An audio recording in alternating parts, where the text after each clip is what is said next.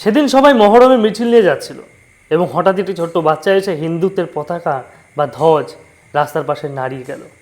এবং এই ছেলেটা আমাদেরকে প্রমাণ করে দিল যে তার কতটা সাহস এবং আমরা সাধারণ মানুষেরা এখনও কতটা নির্লজ্জ বেহায়া, যে আমরা সামান্য প্রতিবাদটুকু করতে পারি না। আজকে অতগুলি মানুষের সামনে অতগুলি ছেলে হেঁটে যাচ্ছে, অতগুলি মহরমের মিছিলে অনেক মানুষ হেঁটে যাচ্ছে, সেখানে তাদের সামনে এক বুক সাহস নিয়ে বুক চেতিয়ে সে জয় শ্রীরামের পতাকা বা হিন্দুত্বের পতাকা ওড়াতে থাকলেন। কিন্তু কাউকে কোনো অশ্রদ্ধা করেননি, তার ধর্মকে অপমানও করেননি বা তাদের সামনে অন্য কোনো ধ্বনিও দেননি।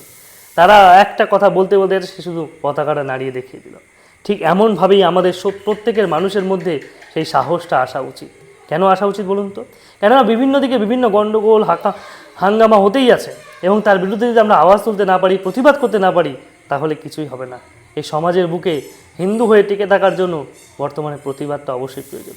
কেননা গতকাল মহরমের দিন কি হয়েছে সেটা আমরা জানি। কি হয়েছে আপনারা জানেন তো অবশ্যই। আগের দিন বিহারে দুটি মানুষের উপরে, হিন্দু নিরীহ মানুষদের উপরে আক্রমণ করা হয়েছে। একজনকে তরবারি দিয়ে আঘাত করা হয়েছে, তার অবস্থা ভয়ানক এবং শোচনীয়। আরেকজন তো জায়গায় মারাই গেছেন। এই হচ্ছে অবস্থা।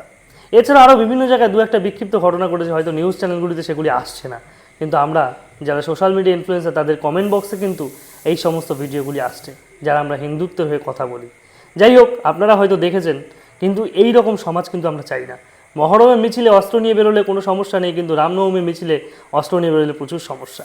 তার মধ্যে আমরা লাভপুর থানায় দেখলাম, লাভপুর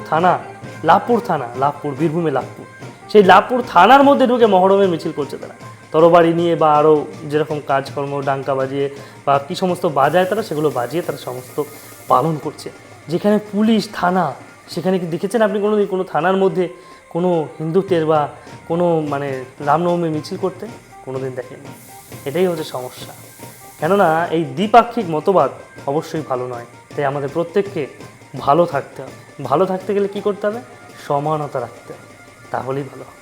ভালো থাকুন, ধন্যবাদ।